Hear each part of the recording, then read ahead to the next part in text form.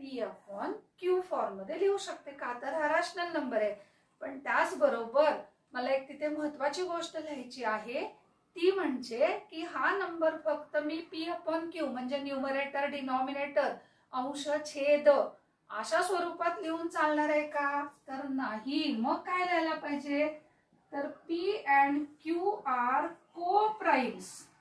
बघा हा शब्द खूप महत्वाचा आहे, हा तुमच्या आन्सर मध्ये असलाच पाहिजे. तर P&Q आर को प्राइम्स असं मी म्हणते, याचा अर्थ काय, तर या प्राइम नंबर्सचा 1 सोडून कोणताही फॅक्टर येणार नाही, किंवा हे P आणि Q मला कुठे बघायला मिळतील, फक्त 1च्या टेबल मध्येच बघायला मिळतील. त्याचबरोबर सगळ्यात महत्वाची गोष्ट म्हणजे Q is not equals to 0. मी काय केलंय, मला इरॅशनल नंबर प्रूव्ह करायचा आहे.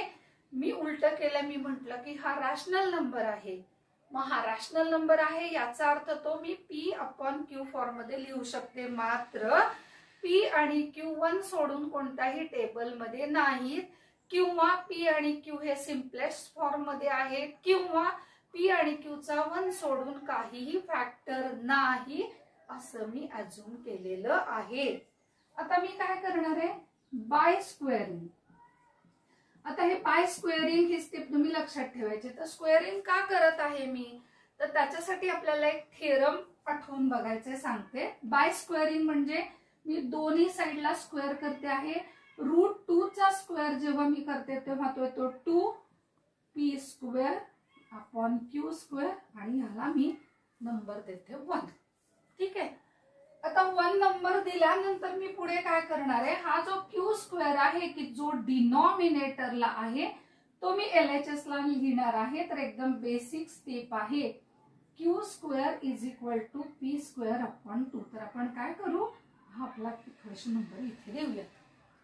आता Q² is equal to P²/2. आता हे लिहिल्याने काय झालं बघा, एक थेरम आहे. काय थेरम आहे, तर कोणत्याही नंबरच्या स्क्वेअरला जर एखाद्या प्राइम नंबरने डिव्हाइड होत असेल तर त्या नंबरला सुद्धा प्राइमने डिव्हाइड होतं. त्याच प्राइमने म्हणजे बघा 81 हा जो नंबर आहे तर हा 9 चा स्क्वेअर आहे, याला तुम्ही अग्री आहात. या 81 ला म्हणजे 9 च्या स्क्वेअरला जर का मी 3 ने डिव्हाइड करत असेल तर 9 हा कुठलाही नंबर आहे, त्याचा स्क्वेअर आहे 81. त्याला मी 3 ने म्हणजे प्राइम ने डिव्हाइड केलं तर त्या नंबरला सुद्धा मी 3 ने डिव्हाइड करू शकते. म्हणजे काय, हे मी नाही सांगितलं, हा थेरम आहे आपल्या पुस्तकामध्ये, की कोणत्याही नंबरच्या स्क्वेअरला ज्या प्राइमने तुम्ही डिव्हाइड करता त्या नंबरला सुद्धा तुम्ही त्याच प्राइमने डिव्हाइड करू शकता. आता इथे काय आलंय बघा, माझ्याकडे P² आलेला आहे. तर P² मी का आता इथे काय लिहिलं मी P/Q म्हणजे P हा कुठला इंटिजर आहे, मग P² म्हणजे P चा स्क्वेअर आहे. तर त्या P च्या स्क्वेअरला मी कशाने डिव्हाइड केलेला आहे, 2 ने डिव्हाइड केलेला आहे. 2 हा काय आहे, प्राइम आहे. तर अकॉर्डिंग टू थेरम, मला वाटतं तो 1.4 आहे theorem number. According to theorem काय होईल, P ला मी कशाने डिव्हाइड करू शकते, 2 या प्राइमने सुद्धा डिव्हाइड करू शकते.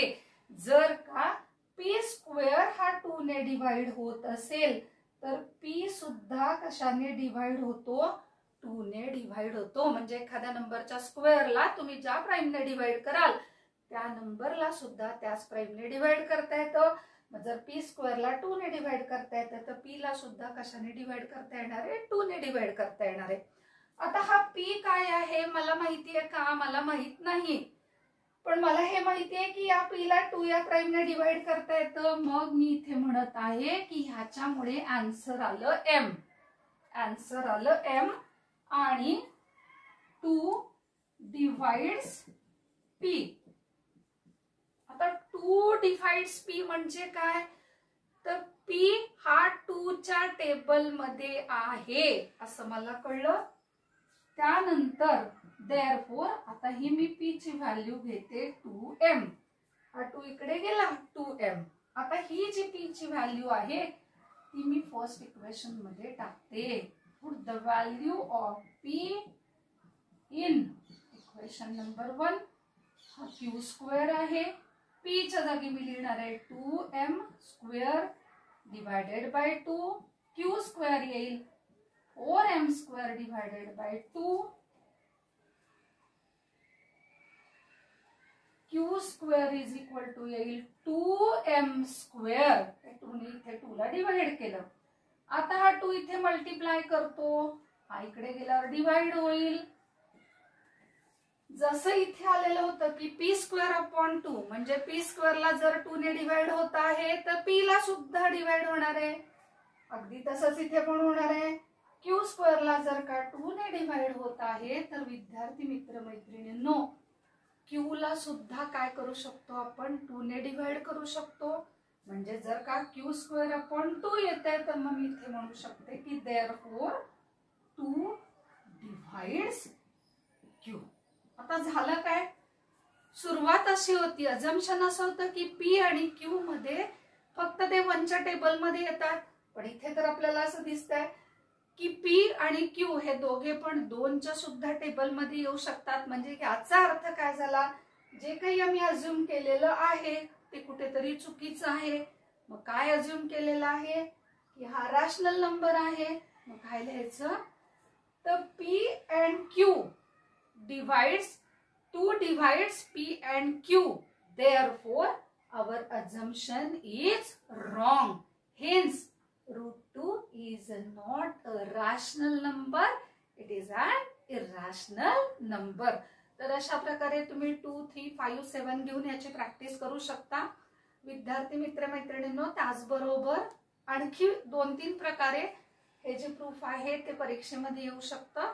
पुढच्या व्हिडिओमध्ये मी ते तुम्हाला सांगणार आहे. डिस्क्रिप्शन बॉक्समध्ये माझा व्हॉट्सअप ग्रुप आहे, त्याची लिंक मी दिलेली आहे, त्याच्यावरून तुम्ही हा ग्रुप जॉईन करू शकता आणि CBSEचं मॅथ्स जे आहे ते शिकू शकता. Thank you very much.